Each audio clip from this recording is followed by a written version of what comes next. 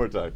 Hi, how are you getting on? Welcome to this Apocalypse Clown edition of my podcast, the Tony Cantwell Shit Show. We're talking things all Apocalypse Clown. What you do in an apocalypse, what you like about clowning, all sorts of things. Joining us here today, we have the director of the film, the best film in Ireland, says the Galway Film Fleadh. We have George Kane, and we have its stars. Joining me in the studio, Fionn Foley, and over in Edinburgh, we have Natalie Palamides. How you doing, guys? Hey, what is up? Hey, Tony. Hey, good. So look, I want this to be a free-form chat, as I said. I insist this being a very be a very casual chat. Okay. But I thought maybe we might go around the table, maybe just as a bit of an icebreaker, and talk about what our experience of clowns actually is. There's a lot of clowns in this film, and we all might have a bit of a different history with clowns. I remember, for example, my first time seeing a clown, just being blown away, going to like Fawcett's or Duffy's Circus, which were all those circuses that would just take over like a car park outside of a church for like a month, and there would be clowns. And I just remember my jaw just being on the floor, seeing clowns just like ridicule parents, like pull their pants down. Well, the one that I saw, they did, he's not working anymore. Like mimic them and pretend they're like, oh, and just doing everything. And it was everything that I, as a kid, really wanted to do, and take the piss out of my parents. So I remember just thinking, this is the most rock and roll shit I've ever seen in my life. Fionn, what was your first experience with the clown? Yeah, I remember all the same things you're talking about, these kind of Fawcett Circus deals. I don't remember them having a profound effect. I think I probably this is an awful thing to say. I think I probably associate it more with the kind of McDonald's thing a little bit, and all the kitschiness and Sure. So in a childhood sense, probably was fairly terrified of them, like a lot of people. But then I also had this weird obsession as a child with like Charlie Chaplin and Buster Keaton. So on the actual more technical end of it, I probably was a bit into clowns, but didn't know it. Very much so. Natalie, you've obviously the only experienced clown amongst us. Yes, well, I don't know about that. I mean, Fionn's probably, he's got some chops, clown chops, probably from watching Buster and Charlie growing up. But when I was a kid, I didn't have that experience of thinking that clowns were like super funny, like taking down the man or anything. But we didn't have those kind of clowns in the States. We had like Bozo the Clown, which I really loved, but he like falls in the category of like scary birthday clowns, like kind of in the way he looks. Sure. So a lot of people are scared of Bozo. But yeah, I kind of struggled with, my portrayal of the character in this film because, just grappling with perpetuating this negative stereotype of like scary clowns, and something I've been combating my entire career as a clown. And whenever I've avoided telling people that what I do is clowning because of the misconceptions, so I just defer to telling people I'm a physical comedian. It's like kind of the easiest way to communicate to people kind of what clowning is, so they don't imagine like a scary clown or a birthday clown or anything creepy like a pedophile or John Wayne Gacy or anything like that. Okay. Yeah, it's a few bad clowns that really ruined it for the rest of us. I want to know who the guy who pulled people's trousers down. That's not. I don't think that's standard. Yeah, it didn't seem standard, but it was kind of like rogue element. It was a very rogue element. There was we called it jocking here, Natalie. There was a good history of jocking, and you'd it's kind of like sharking, but for men. You just pull. But people don't really have. People wear belts a lot more now. Kind of fashion. Oh yeah, I got pants to. We call it pantsing. Getting pantsed. I don't get the connection with that. I don't get just the name, for well, George, what's your history with clowns, or what's the first clown that made an impact on you? I think I only just thought of this a few minutes ago, but I think the first clown I was up close with was my dad dressed as a clown at a factory open day in, I'd say, 1989. So it was quite strange. He was in the baggy pants and kind of a big onesie and full makeup, wig, everything, and he was going around calling himself Bozo, actually, I think. But it was just a family fun day kind of thing. But beyond that, I think I went to a circus once or twice. But like Fionn, I was, and still am, a massive Marx Brothers fan. So I think Harpo Marx is a clown. He's a kind of a legendary clown figure. Oh yeah. I think So I've loved him. But no, I can't say I've had any formative clown contact until the past few years. Yeah, quite some intensive clown experience in the last few years. George, Yes, I want to went ask in you at the kind deep of end. what the original kind of impetus for the idea was. But first, would you say that this film speaks to a kind of disillusioned generation who look at kind of Joaquin Phoenix as a kind of? Would you say this is a film for them? You know, this kind of people who look at Todd Phillips as Joker and think, right, now more of this clown taking down the establishment kind of thing. Yeah, that was our impetus to. No, I think it's come at a funny time actually because of Joker and two It sequels. You know, it's sort of come back around a bit as an image. You know, the kind of horror clown thing. But no, I think that it started with the writers who were decade bounce, and they wrote their play called Clowns and performed at Dublin Fringe, I think 2010. And we worked together in making this mockumentary where we chased Whitesnake around Scandinavia, which is called Discoverdale. And it just worked. It was a great, fun, accidental thing we made. And 10 years ago, we won an award there, and we're sort of full of the joys after that thing. And what are we going to do next? And they said, well, we've this hilarious play. It was very, very funny. And we just wanted to put those characters into a very heightened, over the top, almost Tropic Thunder style situation. And that was the beginning of it. It just seemed the material was so good in the play. We just thought these characters are the next thing to focus on. And originally the guys had played the clowns themselves. So that's where it began. I remember when I read the script. I mean, I don't know about you guys, but when I read the script to audition for, I read it and I laughed. And that made me kind of sad because I was like, oh, well, this isn't getting made now because it's good, you know. I was astonished that it was getting made when I read it. And I was like, this is like the funniest thing I've ever read. But it's so insane and like nothing that I thought would get through the gates, like especially in Hollywood, you know. So I was just like, you know, like big ups to the Screen Ireland for putting it through, you know. I'm still slightly stunned it exists, even now. It was a kind of a mythological piece of literature that every actor in Dublin, I remember, had some... Because I think the script went around for a while, you know, so everybody had... Oh, really? Yeah, everybody was aware of it, obviously, because you read it and it's not... You're not getting too many briefs that are too similar. But yeah, that was a similar thing. Anyone who I talked to said, like, I cannot believe that was ever... brought to fruition in any sense. It's a miracle. It's a miracle because it is a when minor you're miracle. developing something, it has to go through so many people approving it to actually get like to the first stage, to the read through, to like get funding, you know, let alone getting it onto the big screen. So it's just with I commend you It's guys. crazy. It's an incredible feat. Went on a big journey because obviously the beginning of it was quite different. Like COVID and that whole period affected it.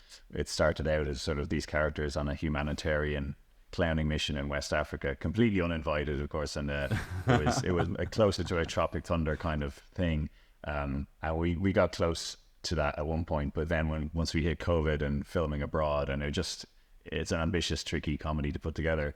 We just couldn't quite ever hold on to enough money basically to make it, and we started to reassess, go, all right, how do we make this work in Ireland? How do we rethink this, keep the characters and the structure? And I guess the atmosphere of the time in early 2020, it was like post-apocalyptic. Well, there's something hilarious about that, having these characters traveling through an apocalyptic Irish wasteland. Was too good. And then we just brought it back to Screen Ireland, say, we've rethought it, this is what we're going to try and do. And they just went, yeah, crack on. Wow.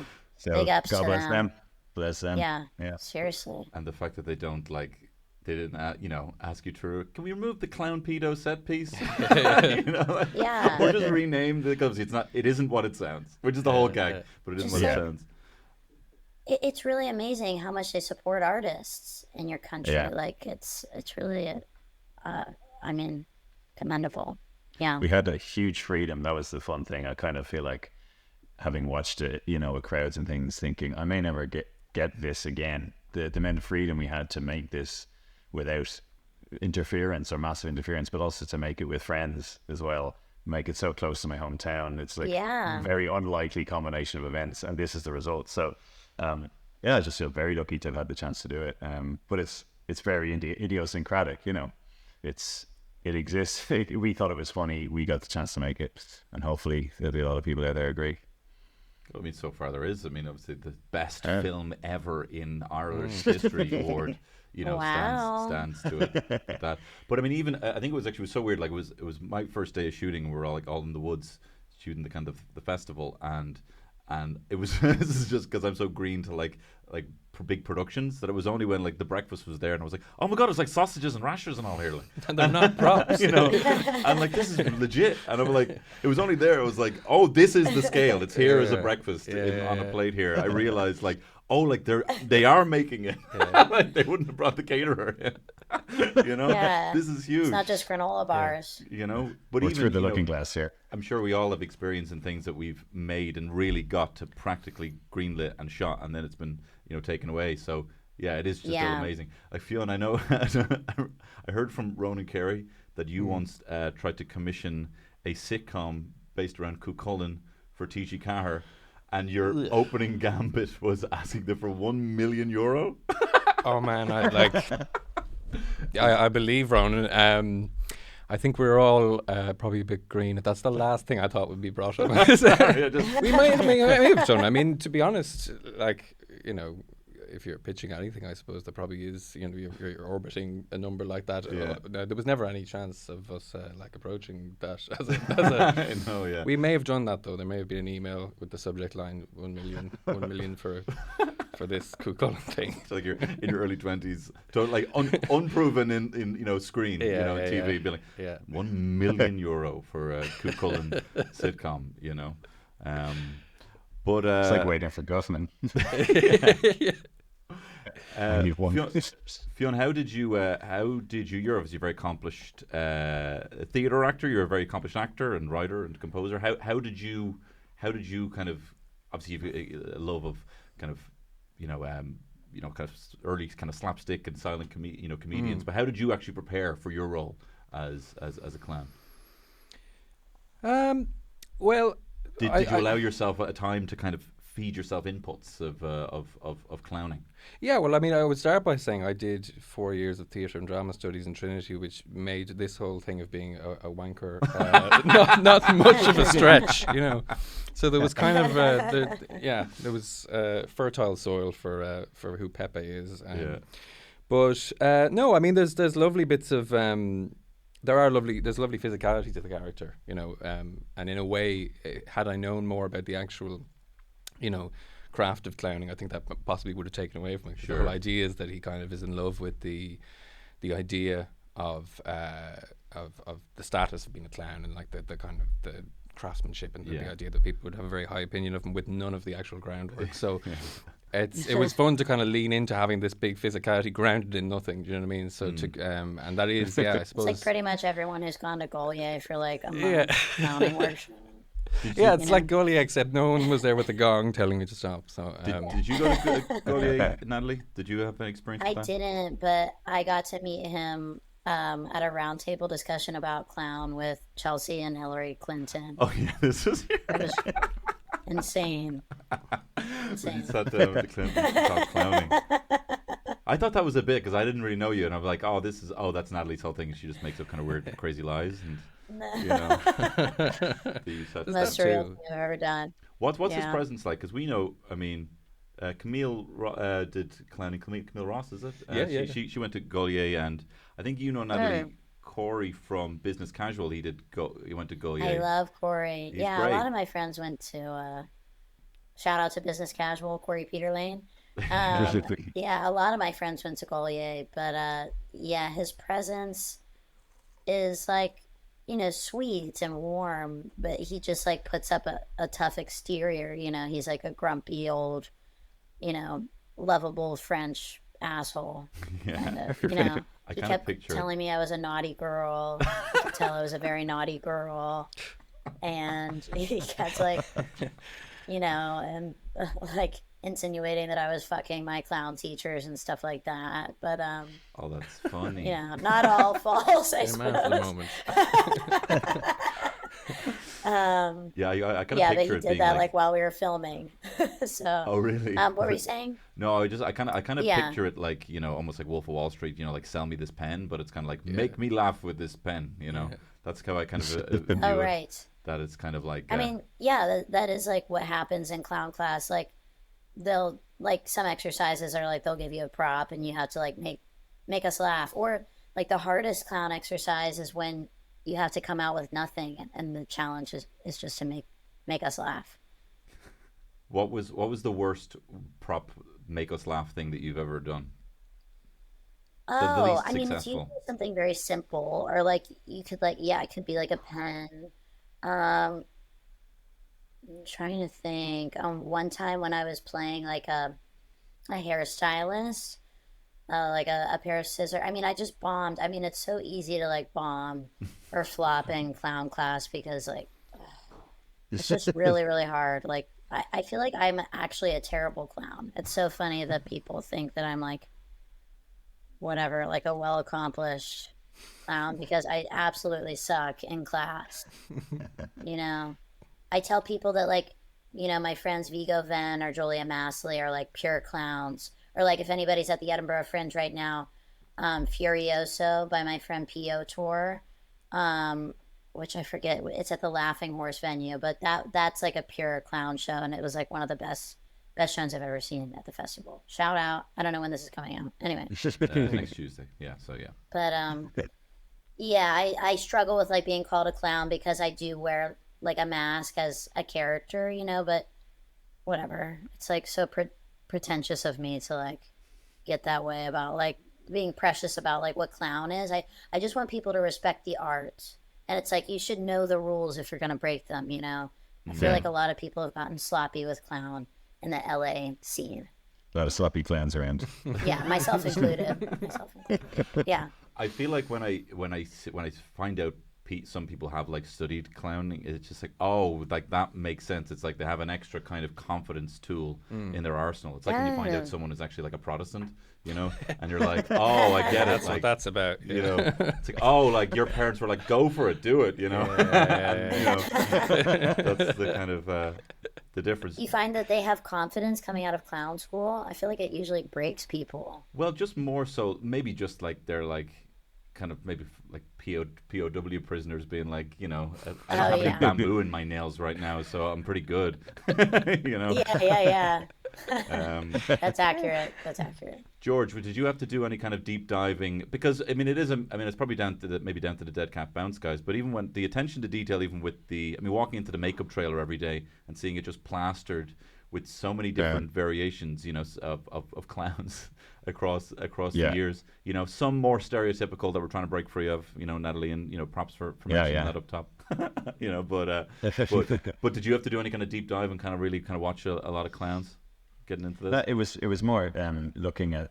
I mean, on paper there was already like 4 different types of clown in it, and that naturally set us in certain directions. But just the makeup looks were going to be so important for everybody because they were wearing them throughout the majority of the film, and I felt potentially because people's aversion to clowns quite often that it could be a distancing thing to have people in full clown makeup all the time, and also it might get in the way of the comedy perversely, or this kind of comedy. It might start to feel too wacky.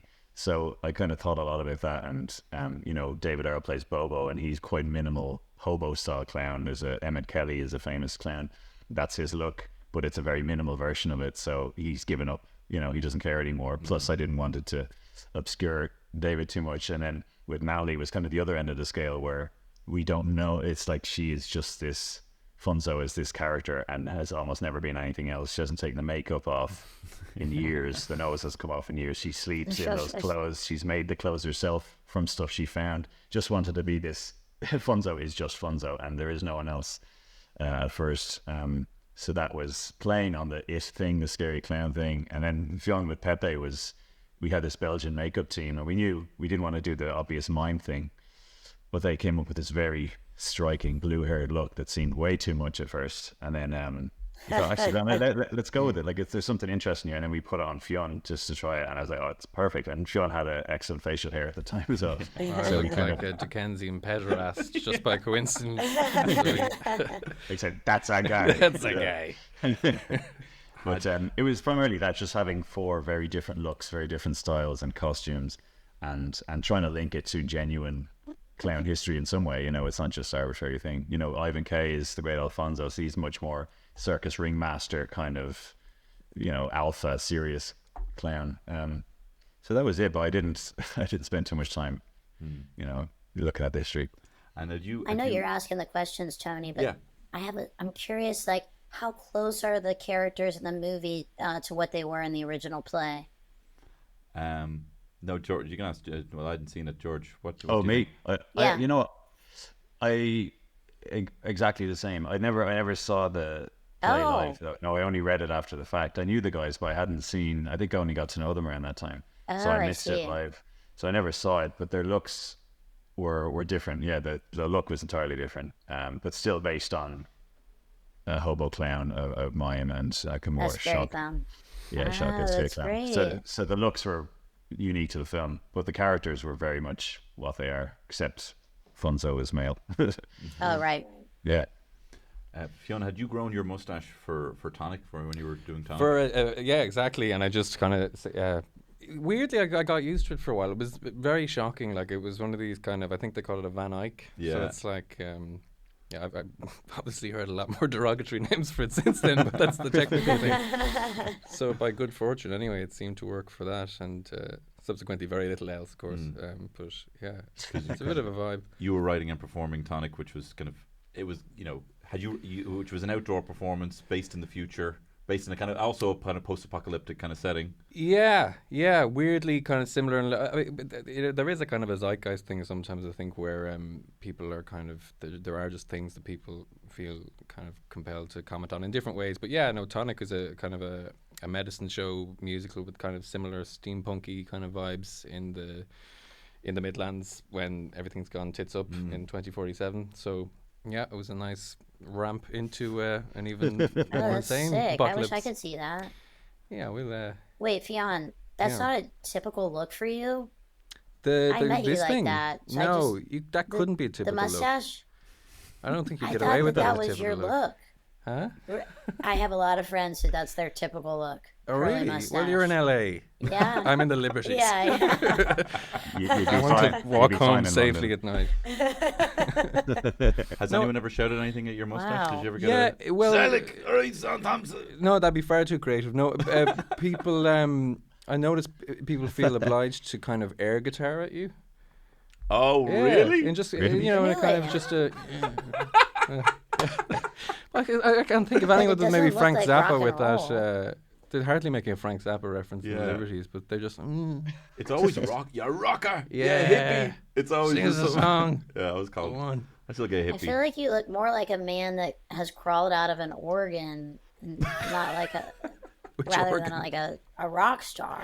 Yeah, I don't know. I it's would more musical. like play air piano at you or something. Maybe it's just a comment on my general aura, or the rest of my appearance. Who knows? Yeah, You probably get I guess Plune and so. stuff shouted a lot at you. I do. Yeah. I do. My namesake. My Yeah. my viral video, Natalie, that I had was I said the name, a funny name called Plune. Plune. I make up a load of. So should I Made look up. this up right now and watch it? Yeah, you can. Yeah, well, no, you're not right now. Splice it in. And Plon. I don't know. I don't know if the gain is ready for how loud your laughs are going to be. So you might kind of peak the sound. Wait, what should I look up? Plon. I mean, you Plune? probably could. You probably can get there just by typing in Plune. But Are you serious? To be fair, there's been a lot I typed more in Plune cultural Tony, and ones it said since. it looks like there aren't any great matches for your search. It's been scrubbed. I'm just kidding. are you on This Ask guy. Jeeves? Did you ask Jeeves for that? So, Georgie, Okay. are you saying that the post-apocalyptic thing was a pivot just in the last couple of years, like since COVID? Yes, yeah, about 3.5 years was a pivot. But yeah, I think as a premise, you're like, I don't know, that sounds mental. And then we kind of looked at the script and realized I'd say a good 60-70% of it could still carry over. So we had all this great material that could still work. But we just thought, I've never seen that before. Nobody's ever made something like this in Ireland that we could tell. And it just sort of worked. And we were like, all right, let's commit to this. And it seemed more achievable. And it meant we could sneak in some 2020 lockdown kind of humor and references. And it seemed more resonant in some way than what we had planned before. Is there any kind of movies that you pulled from for inspiration on the look of a kind of post-apocalyptic kind of movie? A little bit, yeah. I mean, we kind of looked at, Mad Max is an obvious reference, the kind of wastelands and things like that. But I looked at everything, because you wanted to do some of the cliches of it, so things like, The Book of Eli with Denzel Washington, and anything that's just over the top dystopian, like The Road even. We're just finding ways to kind of bring that out of, but they're all quite bleak, cool. Obviously. But then there's Zombieland, so if you look at Zombieland, they're traveling across a deserted version of America, so there's a bit of that in there as well. Tropic Thunder was a reference visually as well. That was kind of it really, but also trying to figure out how we could do a cross-country dystopian Ireland without going more than 30 miles from central Kildare. That old chestnut. That was the challenge. Yeah. That was the challenge. Well, you got the bog. All you need is the bog. The bog of Allen. You missed that, Tony. No, the pleasures of the central. Actually, our main poster that's in cinemas at the moment is the three clowns kind of wandering through the bog of Allen in Kildare. A scene that started in the African savannah, and then at one point we thought maybe we'll do it. Maybe we'll do it in the Burren. No, we can't go to the Burren. Okay, how can we find the Burren in the middle of Kildare? And then the bog of Allen existed, and it's crazy. It's just so infinite, squishy. desolate, and squishy. Yeah. But, it worked for us, but I didn't know the place existed. I grew up in Selbridge, so like Donadee, Forest Park, where you were, Tony, and the bog, like it's all local stuff for me. Yeah, I mean, it was. I have a question about the poster. Oh, go ahead. That's in cinemas. It looks like everything's set on fire. Do you think this is misleading at all? Well, there's a fair bit of fire in the movie. There is. Spoiler. Do you remember that movie Reign of Fire that was made in Ireland with Matthew McConaughey and Christian Bale? Yeah. The poster for that was like flames and dragons fighting helicopters over Big Ben at Parliament in London. That was not in the film. Are you serious? No, there were dragons, but there was no Big Ben and helicopter fights, and it's notorious. So once we kind of went over the top with the poster, like, is this a bit of a Reign of Fire, over-promising? But like, don't worry, the car's in it, the clowns are in it, there's fire in it. Things are on fire. Yeah. Just not those things. I listened to Matthew McConaughey's audiobook, Greenland. Just the bog isn't on fire. Yes. But Matthew McConaughey said that to prepare for his role in Reign of Fire, he used to go out every night. He used to drink whiskey in the morning. Drink like a couple of shots of whiskey in the morning. And He's such a fucking psycho. And then he would go out and like push cows over, like fuck up cows. Cow chipping. And he would like, and then he's like, but after I got kicked by my 8th and final cow, I decided this was not the best way of preparing for the role. Yeah. What a piece of shit. Yeah, he's fucking up cows. Go cow tipping so you can get into your role? Like, fuck off. Like, what's the closest thing to a dragon that I got around here? Fucking cow, man. Wow. Oh my god. I suppose you only did 8. I thought it was quite prolific, Yeah, still a lot of cows to It push is, over. yeah. So obviously, if there was an apocalypse, I think it might be fun for a while until obviously we turn to cannibals. Like I'm sure everyone has their kind of fantasies of what they would do if no one else was around in an apocalypse. Does anyone? We could go around, maybe think of something fun that you'd like to do if there was an apocalypse. First thing you do if there was no one there. Natalie, do you already have one?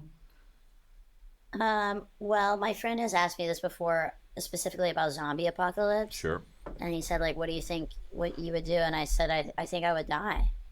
Like, immediately, I think I would get eaten by a zombie. I don't think I can run that fast. Yeah. And I think one would get me.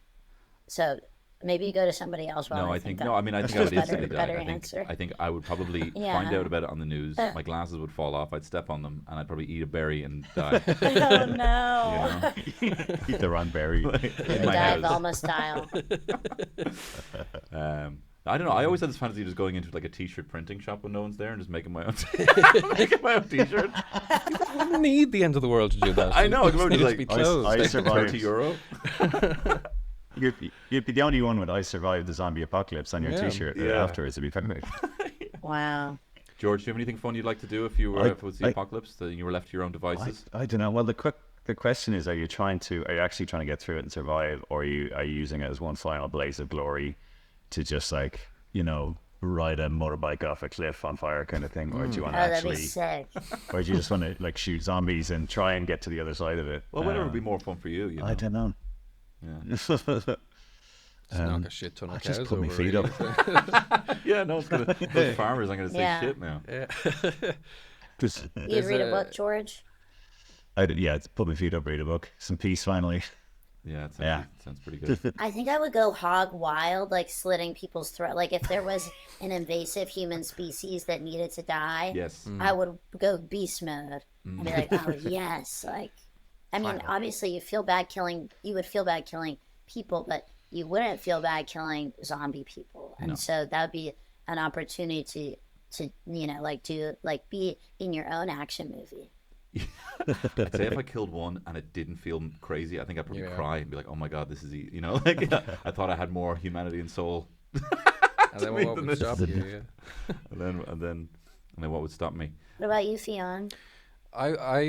I think I know what would happen. I could like have a fantasy of how I'd like to react to those situations. But you know that film, the Lars von Trier film Melancholia? Yeah.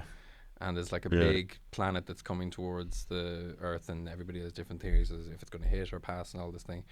And Kiefer Sutherland in it plays this guy that has a solution for everything and a rationale right up until like the 11th hour when the planet is there and he goes off and kills himself. That would be me.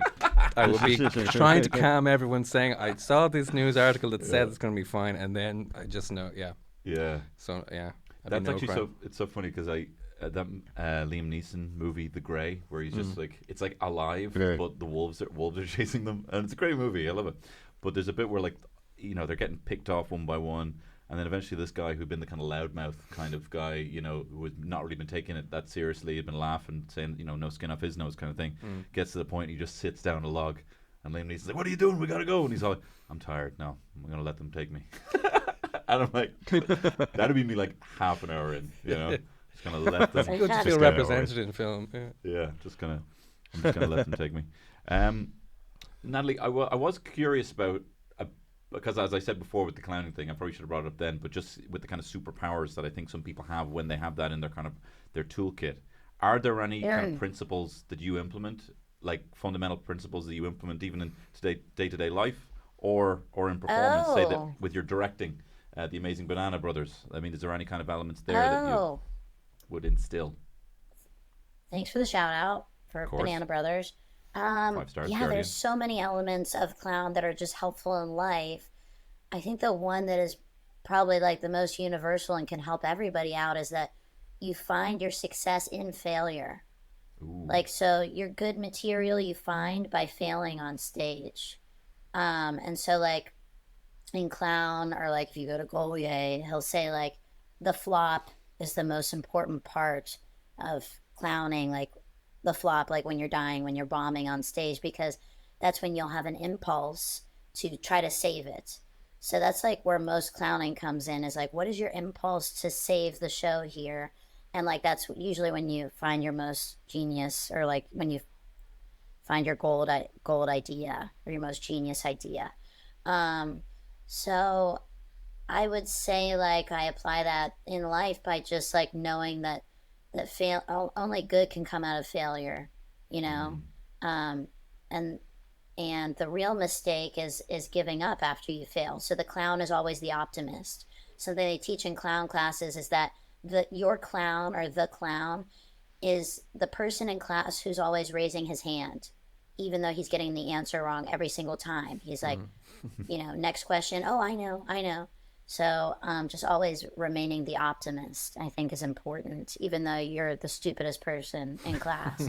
And something that I also love about clowning is the idea that stupidity is beautiful. So like something that us clowns all say to each other as a compliment is, "That was so stupid," or "That was so fucking dumb," and "You're such an idiot." It means like you're a genius, you're amazing, that was a brilliant bit.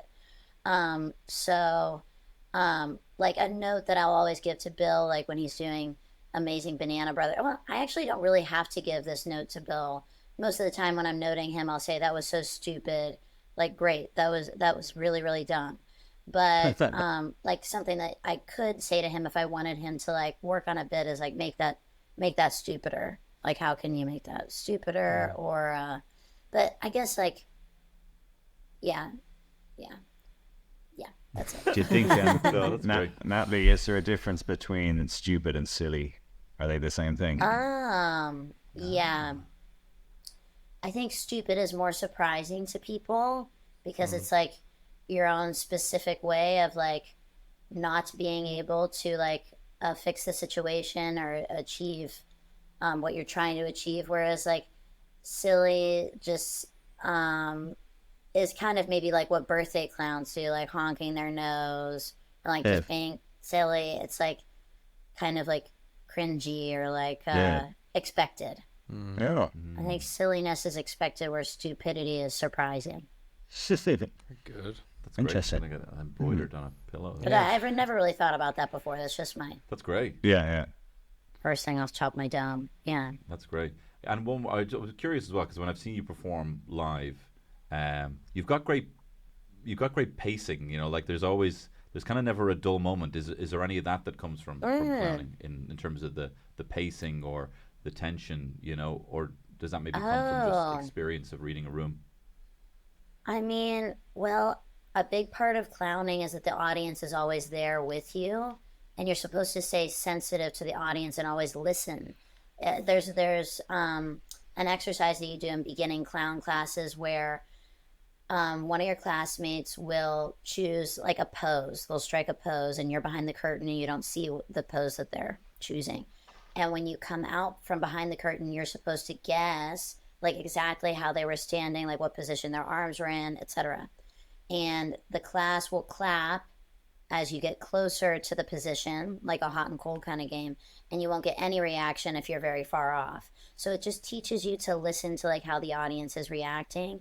And I think when you're in tune with the audience and listening if they're laughing or not, you know if you need to, you know, have an impulse, surprise them. So it's like if they're really quiet, it's like, is that intentional? Or are you trying to build tension? And if it's not intentional, like what's your impulse and what are you going to do to try to save the audience from your excruciating performance? You know, how are you going to save them from how bad you're being, from boredom? Yeah. But it's really important for clowns to like be in tune with their audience and like recognize when they're losing it. Otherwise you're just, I mean, you can see some really bad clowning in Edinburgh and Los Angeles and you'll know exactly what I'm talking about, and it's because they haven't learned to like listen yet. And they keep going on with their same bad bit that nobody's liking instead of adjusting and changing it. So that's what the clown teacher is there for, to honestly just let you know when I'm going on and on and on. But No, it's great. your clown teacher is just there to let you know when you're dying because you haven't like trained that muscle yet. So like a good clown teacher really won't give you too much during class. Like they don't give you ideas or anything like that. It's just like, hey, do you hear that nobody's laughing right now? Save it. Or like sometimes people will do something really great that the audience loves and they get a huge laugh and they don't do it again. They don't build on it again. So the teacher's job is to be like, we loved you when you did this. Go back to that, build on that. Yeah. That's great. Well, actually, George, with that like in mind, in terms of like pacing, because what you I suppose had when you were looking to turn this into a movie was, you know, a play and likely. I mean, was the heart that the movie has, was that kind of in the play? I mean, I imagine having a bunch of clowns and a bunch of clown gags, and then actually to spread that out for an hour and a half and make the audience kind of travel with you. Like it has to have heart. I mean, it is chock full of gags, you know, but I mean, it doesn't. It never feels overwhelming because there's always a journey and it's always very well paced. You know, how did you find taking the pieces of that and making that cinematic? Well, it's interesting because the tone of the writers, Deca Benz, and we've worked together like 10, 15 years now. They're quite arch in their jokes, and they constantly try and undercut any moment of sincerity or warmth, or like there's a lot of, it's funny, like it's a very kind of colorful, accessible endearing film in a lot of ways, but there's a lot of cruel jokes in there. There's a lot of dark, twisted psychological material in there, and I think that's really interesting. So for me, apart from the casting, which was key to that, but also just making sure that even the characters on their small journeys, you do care about them, as awful as they are, these people. You still kind of want them to succeed, and that's key, because otherwise it's sort of an intellectual exercise, I think. If you don't care a little bit about the journey of the characters and them succeeding on their mission, you're not going to hold, it's not going to hold people. So my thing is to, as much as I love that kind of humor, is to make sure that sometimes you just lean into the hero moment. If you need a real hero moment, don't undercut it all the time. Sometimes you need that little payoff at the right story beats and the right moments in the script, to keep people holding on. But it's great to undercut it, because in this movie these characters learn nothing, you know. And it's like it's like the Seinfeld no hugging, no learning thing, or the end. Again, I said Waiting for Guffman earlier, but that's something I always reference, because those characters have learned all the wrong lessons at the end of that movie. And I love that idea where you're like, no, you're going the wrong direction, despite everything you've been through. But they have grown in that they've become great friends. They've become their friends they made along the way. But I guess they believe in themselves more. And they've renewed their dreams. Whether or not they're the right dreams to have is another question. But so it ends on a strange up note that's also kind of bleak at the same time. So yeah, that was part of me. I guess my influence on the script to some degree would have been that.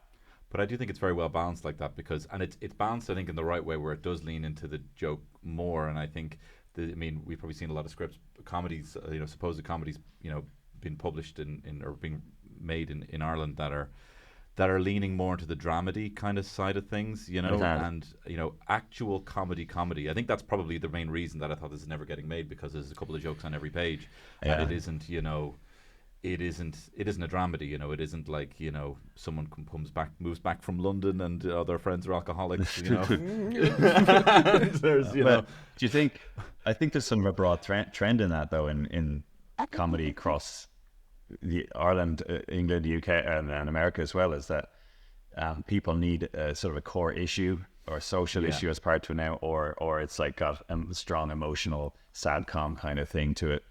The out and out just joke comedy is very rare. Like there's some TV shows that do it. Arrested Development was a while ago now, but that kind of show doesn't seem to be as popular for commissioners and people anymore. And you look at Hollywood comedies. Yeah. People love it. But think the past 10, 15 years, 20 years, Hollywood comedies, like your Anchormans and things like that, are incredibly silly, and Zoolander stuff, but they're thin on the ground these days. Yeah. And all the top 10, 20 comedies of all time in all those polls are always things like The Jerk and even Life of Brian and Mel Brooks stuff. And they're the things that seem to last, but there's a different Naked Gun. But the attitude or the appetite for that stuff is still out there, I think. But people don't take a chance on it for some reason. I don't know why. And I feel that's where this sits in the tradition of those out and out ridiculous, fast, silly, joke packed. It's just about a fun time and laughter, and there's heart in it and all the important things. But I miss that, and I miss seeing those films in a room of 200 people at a cinema and hearing everybody crack up. Like, it's so rare these days. I guess because people watch it on streaming now. But that's my dream for this, is that people just go and just give in to the nonsense and have a great time. I think that was a great pitch, shouldn't it? It's set a precedent. I mean, there is no kind of precursor to, I think, a film like this in an Irish context. I always wonder, is it, and maybe it's the same everywhere, but it feels like maybe the elements of film and TV are kind of not bridged with stuff like theatre, with clowning, with comedy in Ireland as much as they maybe are elsewhere, and therefore you get storylines or concepts that are inherently filmic and inherently dramatic and narrative, whereas something like this and an awful lot else, the engine for the whole thing is the comedy and the style and the fantasticalness of it. So hopefully, I mean, I think this is something that'll hopefully be a catalyst for sequels, if nothing else. Have you thought about that? You want more. Have we thought about sequels? Of course. Of course. You're just like, I do genuinely, I don't know what the plans will be, but I think these characters can definitely run and run. It's just a really excellent trio, and yeah, it'd be great to do more with it. And I think a lot of the stuff we kind of left behind with the old version of the movie I still think it's hilarious. And, I don't think we want to say goodbye to him just yet. That's great. That'd be fun. It would. Maybe TV. Maybe he lives on TV. Well, I don't know. you look at the Young Offenders, had a great run in cinemas, and then what's series 5 now? Series 4 or 5? Yeah. It's still going, yeah. So they're shooting I think at the moment. So it's an idea. I'll get onto TG Carr and just $1 million, please. 750,000. I'm so sorry about the million. 750,000 for this. I was hacked. I was picturing you walking into TG Carr like James Cameron, a story about aliens. Where he walked into a studio, wrote the word alien on a whiteboard. Yeah. And then he turned around and wrote an S at the end and drew a line down the middle of it. Like and a that was dollar his sign. pitch. Aliens with a dollar sign. Look at him now. And that was you and Genius, TG Carr. actually. Yeah, look at him now, smug about the horrors of deep diving. That's his latest I thing. told you all it was going to happen. It is insane how everyone after that was all like, do you know there was 3 different types of material in that sub? Be like, what are you, fucking some nautical engineer? Everyone thinks they know. It's grim.